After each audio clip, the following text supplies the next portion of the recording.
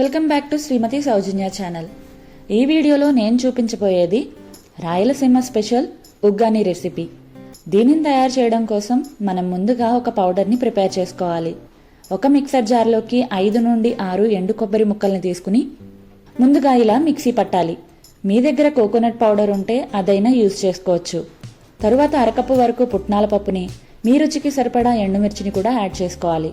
మా ఇంట్లో తక్కువగా కారం తింటాం కాబట్టి నేను ఇక్కడ 2 ఎండుమిరపకాయలు తీసుకున్నాను. కావలసిన వారు 2 నుంచి 4 ఎండుమిర్చిని యాడ్ చేసుకోవచ్చు. తరువాత 4 పొట్టు తీయని వెల్లుల్లి, కొద్దిగా కరివేపాకు కూడా వేసి వాటర్ యాడ్ చేయకుండా ఇలా ఫైన్ పౌడర్ లాగా గ్రైండ్ చేసుకుని పక్కన పెట్టుకోవాలి.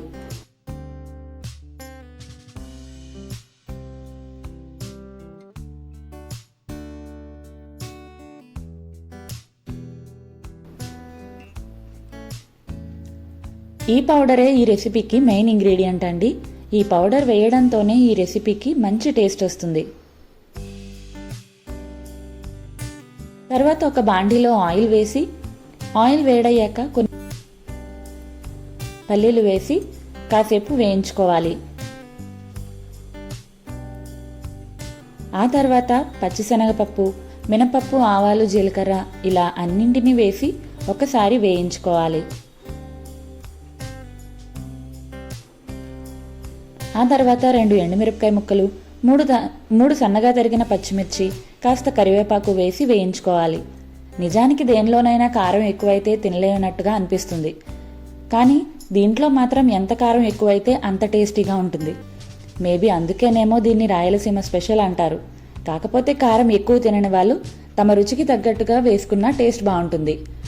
ఆ తర్వాత సన్నగా తరిగిన ఆనియన్స్ని కూడా ఒకసారి వేయించాక రఫ్గా చాప్ చేసిన టొమాటో ముక్కల్ని వేసి తగినంత సాల్ట్ కూడా యాడ్ చేసి టొమాటో స్మాషీగా అయ్యేంత వరకు కుక్ చేసుకోవాలి.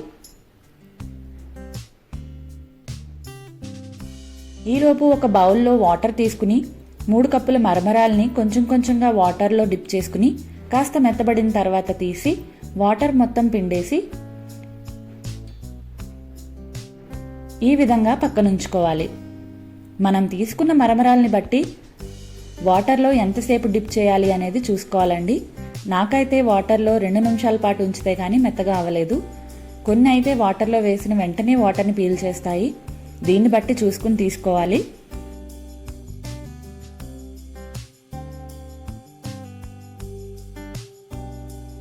ఈ విధంగా అన్ని మరమరాలని వాటర్లో డిప్ చేసి వాటర్ని మొత్తం పిండేసి పక్కనుంచుకోవాలి.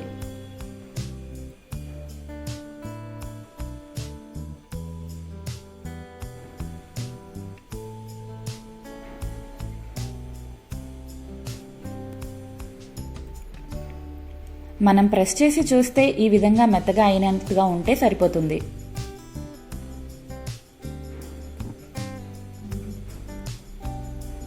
ఇప్పుడు టొమాటో ముక్కలు బాగా మగ్గిన తర్వాత కాస్త పసుపు వేసి బాగా మిక్స్ చేసుకుని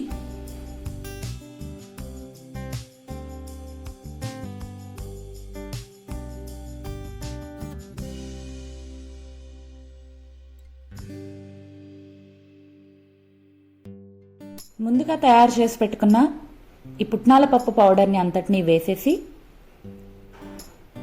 ఆ వెంటనే ముందుగా నానబెట్టి ఉంచుకున్న మరమరాల్ని కూడా వేసి తగినంత సాల్ట్ని కూడా యాడ్ చేసుకుని బాగా మిక్స్ చేసుకోవాలి.